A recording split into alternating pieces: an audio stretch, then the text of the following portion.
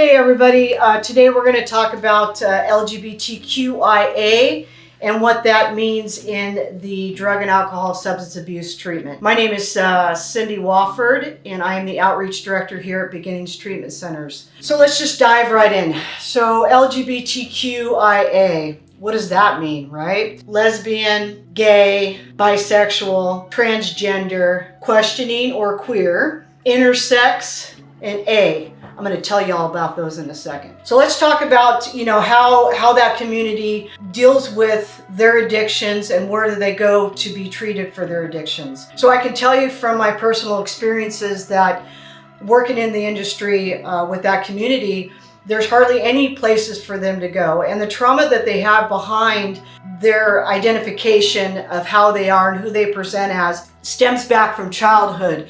Could be from bullying, it could be from multiple rapes, it could be from molestation as a child. The sad thing about our industry and our world is that there's hardly any places for them to go to receive the help that they so need. There is, I don't even think one in Orange County except for Beginnings Treatment Center. There is 2 or 3 in Los Angeles, and there's a handful in Palm Springs. The sad fact is that this community is not being able to find somewhere safe for them to go, able to find somewhere where they can be properly treated for their addictions and their traumas. The sad fact of it is there's thousands of them. They spread all throughout the United States. I've traveled all throughout the United States, and there's maybe 2 that I've found in my travels throughout the United States that actually deal with the LGBTQIA community. I've had a lot of clients in my past that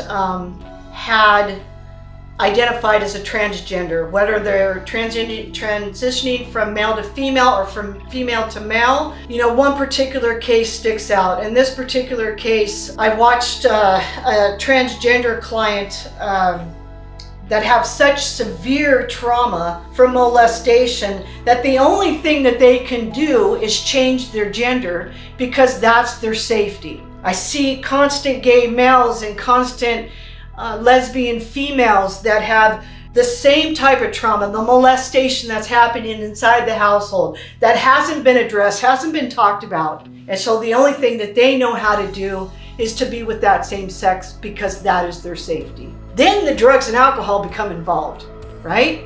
And when the drugs and alcohol become involved, then we're looking at all those other things that happen.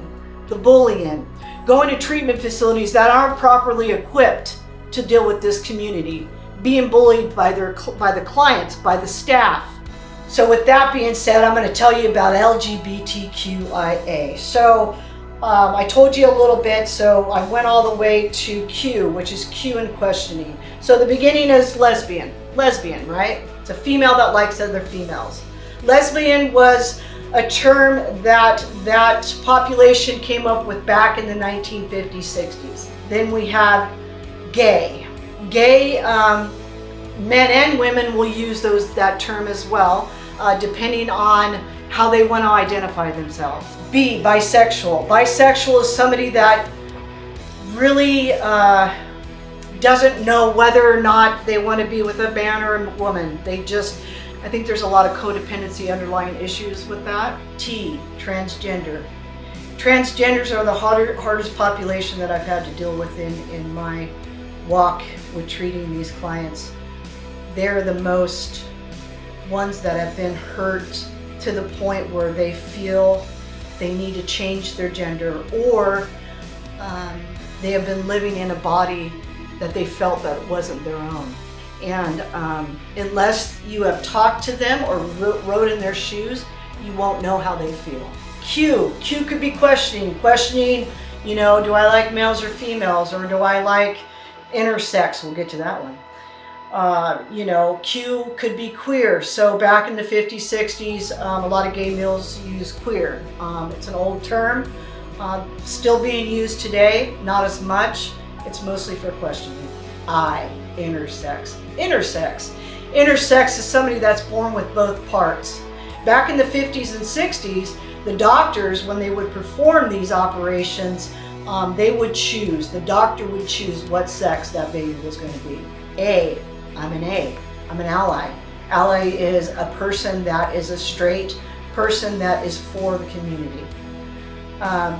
You know, there's a new one there's a new one out. It's been out for about a year or so. Maybe I'm wrong. You in the community probably know more than I do.